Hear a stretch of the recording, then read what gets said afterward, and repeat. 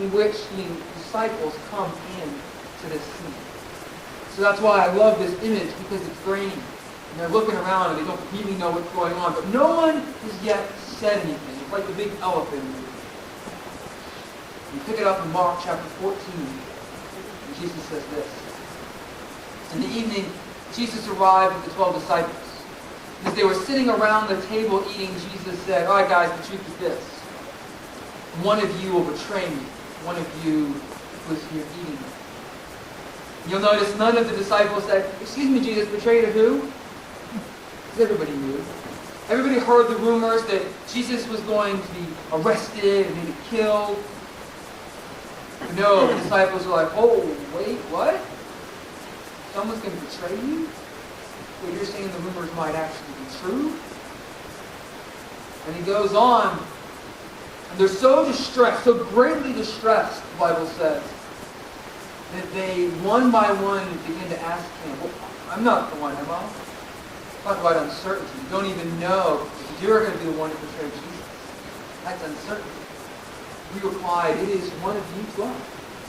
One who is eating with me right now. And eating in that culture was very significant. It was very personal. It's very similar to our culture where, you invite someone over to your house, you have dinner with them, you cook them your mom's famous steak. And then you say, oh, by the way, why are you turning me over, please? That's the kind of tension that was in the room at the time. And the disciples are getting uncomfortable because all these rumors, all this heavy talk is starting to be confirmed by Jesus. And he goes on and says, for I, the Son of Man, must die. Oh, Jesus, enough with that. Let's get happy again. The scriptures declared long ago. I'm sure there was one of them that were thinking, Jesus goes on and says, but how terrible it will be for my betrayer. Far better for him if he had never been born. Jesus, in essence, is saying, all the rumors you've heard are true. And it's going to get worse. Sure, some of you are here today saying, gee, Steve, thanks. This is great. Can we go back to Easter? It was fun there. We went to Brussels and it was nice, happy time. Why do you got to get all dark and depressing? But I think if we're honest with ourselves, we have to agree that a lot of uncertainty in our lives. And we don't want to be a church that just covers that up, and so we really want to begin to unpack that. What does it mean? Steve, why are you picking out this one Bible verse? This one Bible verse that has depressing stuff? Well, guys, I hate to tell you, but it's all throughout the book. The Bible is not a Bible, it's not a book for rich, happy people having fun all the time. Truth is, the Bible is a book full of stories written about real people living with extraordinary uncertainty.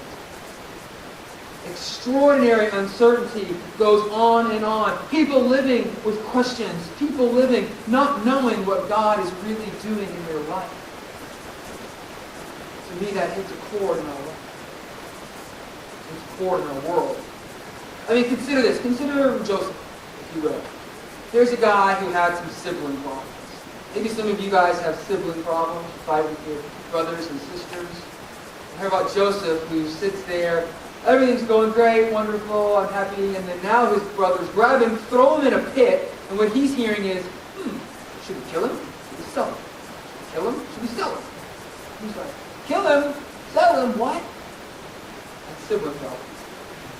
That's uncertainty. Maybe you're a parent or a child that has some tension in that relationship. You think your kids are rebellious? Try King David, who raised up sons that raised up an army to kill him. They tried to throw him out and did throw him out of the country. That is father-son tension. That's living life with uncertainty because you're not sure what's going to happen. Or maybe you're a mother, you don't know what's going on with your child. Maybe sickness, maybe other things are threatening that baby. And you're like Miriam, who knew that this baby in her arms was going to be threatened to be killed by the Egyptian government. And when given a choice between the sword of the Egyptian soldiers and the Nile, she chose the crocodiles. That's uncertainty, not knowing if your son is going to live or never live. But I am sure of this.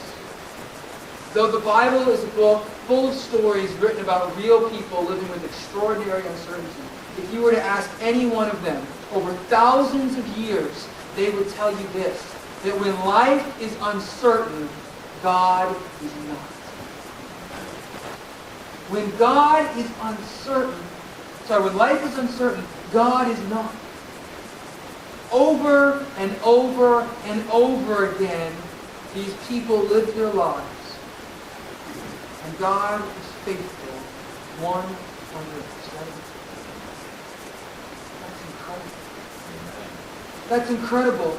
Because if we were to ask those people right now, hey guys, we're living in hard times, they would say, I assure you, He still has the whole world. Wow. That's incredible. Let's go back to the Last Supper, shall we? Pick up the story. We're in Mark chapter 14. The disciples are sitting here going, okay, well, this is not the Passover supper we hoped we had, but they're going to get better. You know the story, okay?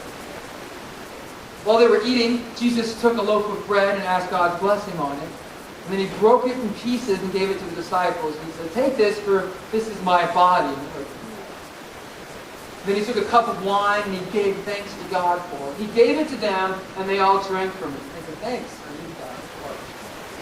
And He said to them, this is my blood poured out for many, sealing the covenant between God and His people. Jesus was saying, yeah, the rumors you heard are true. It's going to get worse. They're like, let's go, Jesus, come on, can't you be happy? He said, solemnly declare that I will not drink wine again until that day when I drink it new. And they knew what He was saying was, I'm not going to drink wine again because I'm going to die. Not next month, not next year, but the next hour. He said, the rumors you heard are true. It's bad. It's going to get worse. The disciples were probably living a myth that many followers of Jesus hold, and many of us still do today, and it goes something like this. If I follow God, if I get on God's path, then everything will go right. If I choose to say yes to God, then everything will be just peachy. That's the myth that many people live with. My friends, it's not. The disciples were living that at that moment. And I love this. And they sang a hymn. And I'm sure it wasn't like, yay, hymn, upbeat, bringing drums. I'm sure it was a hymn filled with uncertainty. And they went out to the Mount of Olives. And as they were walking, Jesus says, oh yeah, by the way, each of you will desert me. It's not just one of you that's going to betray me, but each one of you will desert me. For the scriptures say that God will strike the shepherd and the sheep will be scattered. And I especially love Peter's response to that. The Apostle Peter sits here and says, oh no, God, you're wrong. I got this. By the way, that's a bad phrase. Okay? Everyone want to point out that phrase, oh God, you're wrong? Doesn't.